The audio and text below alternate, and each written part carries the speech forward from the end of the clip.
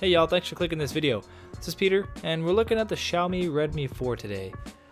Right off the bat, this has been a really weird phone to review because it's not really made for the United States, but I've always been really curious just to try a Xiaomi phone, so here we are. I was really impressed with the quality. This is a very well-built phone for the money. There are little places here or there that you notice it's not a high-grade phone, like, the black border around the edge of the screen, but the phone itself has a nice heft, and hell, it's metal for less than 200 bucks. Doesn't really have a whole lot of competition in that space. Specs are okay for the money, but you're probably better off just spending a little more on the higher end model. Here's a list of what you get at the current price of $132. It's not hateful, and it even has little additions like a pretty good fingerprint scanner and an IR blaster. It does use micro USB, yeah, but that's fine, it's not a top tier phone.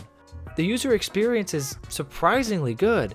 Yeah, it's a ripoff of iOS, there's no question, but it's a surprisingly decent rip. And I think these Chinese companies have honestly just been ripping off iOS for so long that they've had time to make their rips pretty good. I think this is one of those cases. For what it's worth, there's no traditional app drawer like you'd find on most Android phones, but you can just download a launcher from the Play Store, no problem. And I gotta say, as a stock Android fan, I actually don't hate this skin.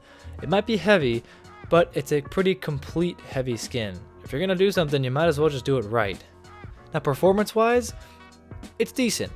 This is a low-tier phone, no doubt, but the games performed shockingly well. To a huge surprise, Asphalt 8 runs basically flawlessly at the highest graphics. It's really cool to see that you don't need almost $1,000 phone to get a good experience. There are occasional stutters when just navigating around the phone, but it's a tolerable amount of jank.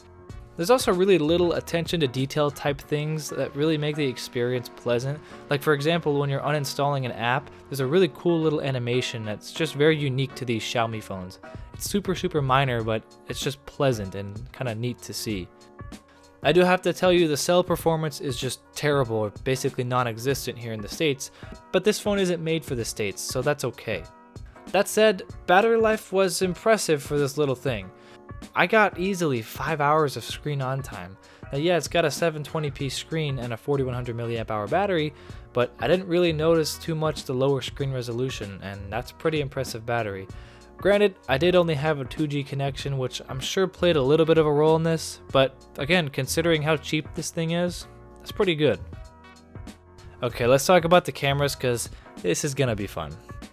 The back camera is 13 megapixels, and it's pretty usable in good lighting or daytime, but just terrible in low light.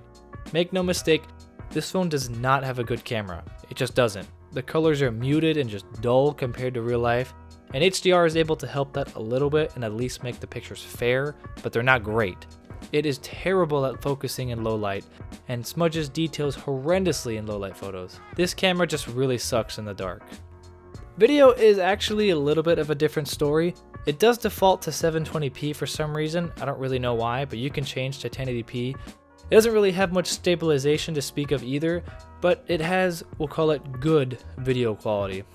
It focuses quick enough, and the audio sounds good enough. So in short, the video is actually usable and better than expected. Just make sure you switch to 1080p. Overall, the camera experience is just really slow. It's not really pleasant. The user interface itself is pretty decent.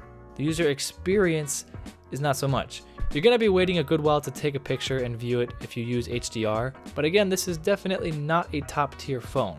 The front camera itself is 5 megapixels, and it's fine for selfies and whatnot, but definitely not great.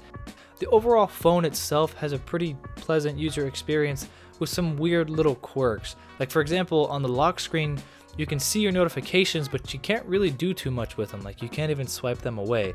So, I mean, I guess it's cool that you can see them, but you can't really do much with them once you see them until you unlock your phone. The speaker on the phone is also fine for daily use. The quality isn't great, but you're not looking for quality at this price point, you're just looking for a decent volume output, and we'll call this adequate. One thing that's really nice, and something that you don't run into all that often with these Chinese phones, you can use Google Play or any of the Google services without any problems on it. It's a real big plus, and that's actually a big deal depending on the market you're in.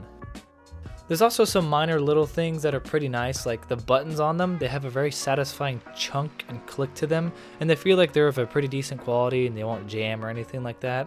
And just the design as a whole on this phone feels like a completely different level than other phones at this price. But it definitely feels like the money on this phone was spent on the build quality instead of other probably more important areas like the cameras.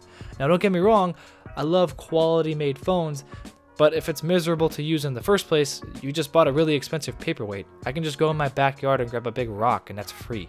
And on that note, while it's more premium than competitors, that's not to say it is premium per se. It still has a bit of a cheap feel to it. And while it's metal, it's definitely cheap metal. There's no doubt about it. If you tap the back on it, it's got a really hollow and light feel to it. So when it's all said and done, should you buy this phone? No. Unless you just don't care about the cameras at all, and even then just spend a few more bucks and get the upgraded model. The phone as a whole is an impressive feat when you consider what you do get for the money, but it's what you don't get that makes it kind of a hard sell. The user experience is plenty good enough, it's got smooth performance, good battery, but weird quirks like the lock screen thing and just very poor and slow camera performance. Now yeah, software updates could improve this to make it more usable, but just remember that 1, this phone probably won't get many, if any, software updates, and 2, this phone definitely has a fair amount of compromises to make this price point. Now all that said, if you're looking at this phone, you probably already know that, and you're not looking for a phone for the long haul. If I'm honest, it makes a pretty good burner phone or just a backup, especially if you're in a market that has a cellular connection that can actually use this. Outside of that, while it is an impressive value for how much you pay, I still really wouldn't recommend it to anybody for daily use. That's all I've got for you. If you had any questions, make sure you leave them in the comments. Thanks again for watching, and I'll see you guys in the next video.